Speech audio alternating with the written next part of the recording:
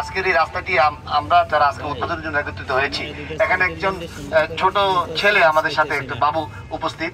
এটা যায় ও এই রাস্তাটা করার সময় এই রাস্তার সে আহত হয়। তো আজকের এই রাস্তাটি সেই উদ্বোধন করবে, তার মাধ্যমে উদ্বোধন করাবো।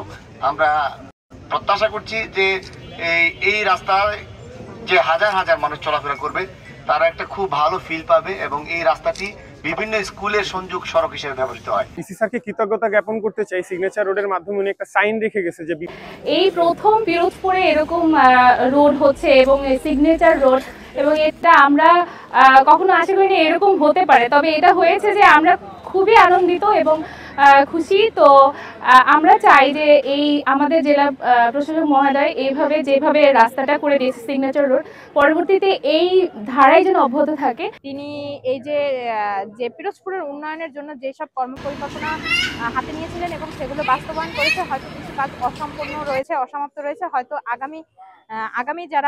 আগামী প্রশাসক এবং অন্যান্য যারা কর্মকর্তা কর্মচারী আসবে তারা হচ্ছে এই কাজগুলা হাতে নেবেন এবং উন্নয়নের ধারা অব্যাহত থাকবে, এটাই আমি বলি।